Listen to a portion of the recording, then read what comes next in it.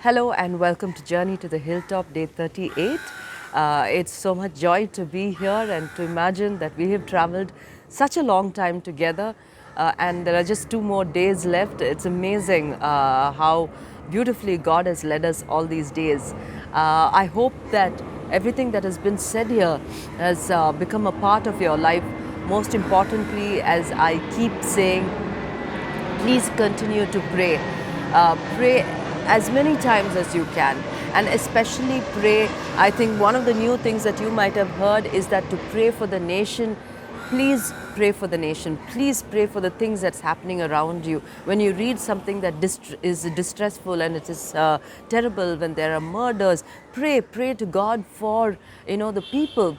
Pray for cleansing. Pray for that God would take away the sin from our society. If you're wondering, will God really hear our prayer? Yes, that's what we saw yesterday. Elijah prayed for his nation. He was angry with the nation with the prophetic anger. He said, no, there will not be rain for 3.5 years. It did not rain, and when he prayed, it rained. And the Bible says Elijah is a man like us, and when he had faith and when he prayed, God did this. So you can pray. That's how the Bible puts it. So when we pray for the nation, we pray for rain for the nation, we pray for a blessing for the nation, we pray for our leaders, we pray for the cleansing of our society. God will definitely hear our prayers. We just need to have faith. The faith that we need to have is not just for our own lives, but we need to have faith that God is the God of the universe. He reigns over every nation, every city, every place, every person.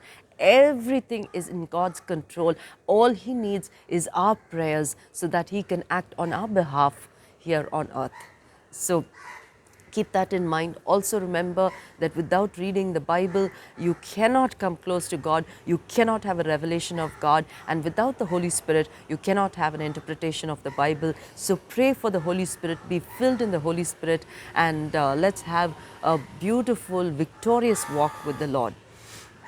Okay, now to go on to what we've been talking this week, we started with hilltop experiences. We saw Abraham who went up to the hilltop with his son because God asked him to sacrifice his son. But as God is God, he had already prepared a sacrifice, and the sacrifice was not just that ram that he saw caught in the thicket, but he had already prepared his son before the foundations of the earth to be slain for us sinners, that we should be free of sin.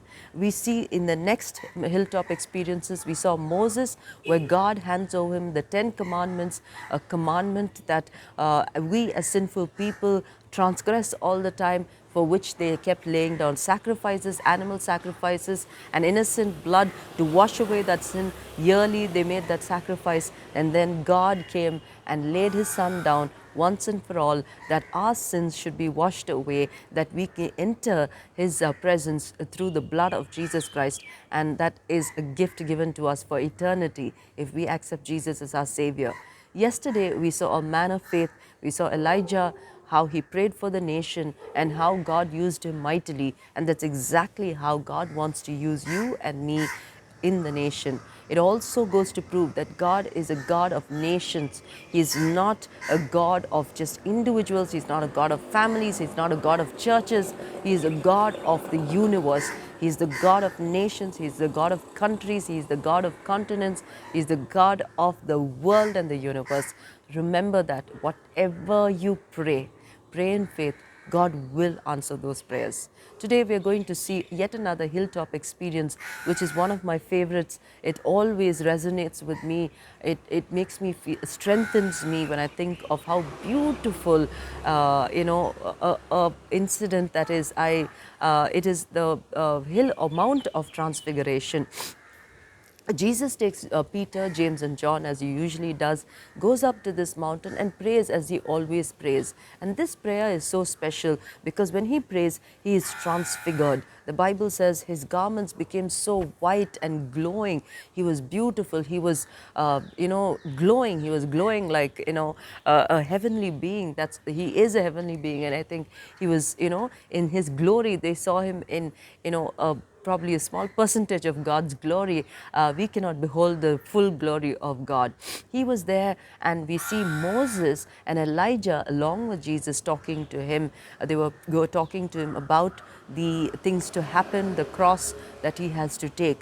That was a conversation they were having while Peter, James, and John were pretty fear struck.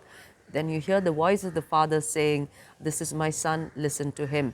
We see such a beautiful incident. There are lots of beautiful, striking things in this incident. I'll just highlight one and then talk to you about what we can take from this. The beautiful thing is you have the beginning of the Bible. Moses wrote Genesis. You have the beginning of the Bible.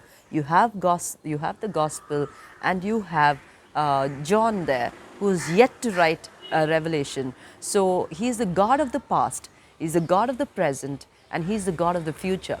You see, he is yesterday, today, and forever. You see, all of that culminates. John didn't even know he's going to write the Revelation. He is there. Moses has written the Revelation. He has even left the earth. He is there. And Jesus, who conquered all, there's no point of Moses' laws, nor is there a point of revelation if Jesus did not sacrifice his life on the cross, and he is present over there, the all in all. Jesus Christ is also present there. How beautiful a scene that is. Everything culminating. You see that the Old Testament literally preaching to Jesus, literally talking and ministering to Jesus here. That's how I see it. When Moses and Elijah are talking to Jesus about the cross, can you see that the word of God, those people who prophesied, those people who saw, who had a revelation of Jesus Christ in the Old Testament are actually ministering to Jesus. They're actually revealing the prophecy to him. They're actually guiding him. That is how important the word of God is. Jesus is the word of God in flesh. And yet the word that was revealed before him is being revealed to him yet again through the Old Testament prophets themselves. So can you imagine how important the word of God is to us? And another thing I want to explain to you here is a lot of people don't believe that the Old Testament is as important as the New Testament. Nothing is less important in the Bible. So if you don't read the Old Testament, if you don't, there are people who read selectively the Bible. They'll read only the Gospels. It's great. The Gospels you read all the time, every time you go ahead and read the Gospels. But please do not neglect anything else in the Bible, because it is in this place I see the entire Bible coming together. It is literally like that. So you can see the importance of the Bible. Whatever has been prophesied is important, because it even ministers to Jesus himself, is what I believe. For Jesus to go to the cross, he had to have this kind of an amazing, a revelationary moment with the people who wrote the Bible. It's something so amazing. I mean, I can give you so many interpretations, and we can take so much from here, but you remember this. And also yet another thing, one is the word of God coming together and how important it is. If you even for a moment thought reading the Bible is any less, I want you to look at this and see how important it is. Secondly, when you pray, you get transfigured. The more and more you pray, don't stay where you are. If you're praying for 10 minutes, get to half an hour. If you're praying for half an hour, get to 1 hour. If you're praying for 1 hour, pray for 2 hours, pray for 3 hours. If you think that's crazy, it's not, because there are so many people who pray for 3 to 4 hours a day very, very easily. There are times when I've been able to pray like that because of the help of the Holy Spirit. You must desire it. And I started praying like that because I heard other people of God, men of God, women of God, saying they pray like that. When they said they pray like that, I coveted it. I said, Lord, if they can pray like that, I want to pray like that. And I started desiring it, and then I came to that point. When you start praying like that, when you start praying 2 hours, 3 hours, 4 hours, you will get transfigured. You will come into the transfiguration experience. That transfiguration is not on your face. Like if it was for Moses, for Moses it was so great that it also showed on his face. For Jesus, it was so great that it showed on his entire self. But for us, it starts reflecting from the heart.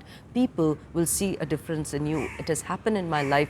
And friends, I invite you today to come into that kind of a relationship with the Bible, with the Word of God, and in prayer. I hope you come into that relationship and I hope it stays with you for the rest of your life. Shall we pray? Dear Lord Jesus, we thank you for having recorded that beautiful incident in the Bible, and we thank you for letting us see the beauty that you are a God eternal. You see the end from the beginning. Lord, we thank you that you were there in Genesis, you were there in Revelation. You are a God of eternity. We thank and praise you for that. We pray that you will lead us in prayer, equip everybody who is listening in prayer, in the word, that we may be transfigured along with you and that we may be witnesses in this world. In the name of Jesus we pray. Amen.